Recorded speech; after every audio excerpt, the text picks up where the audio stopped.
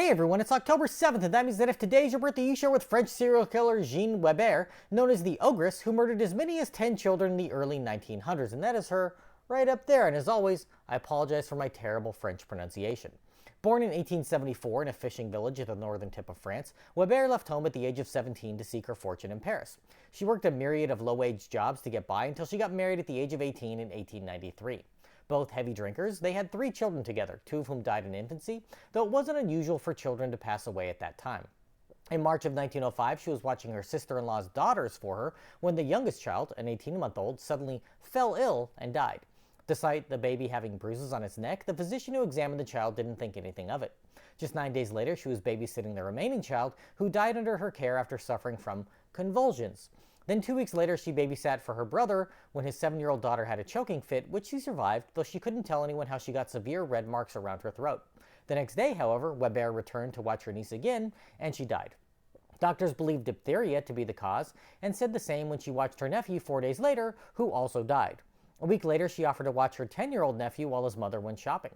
When the party returned early, they found the boy gasping for breath, red marks on his throat, and Weber standing over him with a crazed look on her face. She was arrested when the authorities finally realized that a lot of children had died under her care. Weber was charged with 8 murders, including her own children who had died that year. She had a famed defense attorney, think the Johnny Cochran of the turn-of-century France, and the jury was reluctant to believe that a woman could have done such a thing, so she was acquitted in February of 1906. A little over a year later, she was babysitting using the name Madame Moulinet when a boy in her care died with red marks on his throat. She was again arrested and set to be tried for this killing, but an autopsy blamed the death on typhoid. Medical science obviously wasn't very good in the early 1900s. After her release, she was hired on at a children's home whose proprietors believed her when she said that she had been wrongfully charged. But a week after becoming employed, she was caught in the act of strangling a child.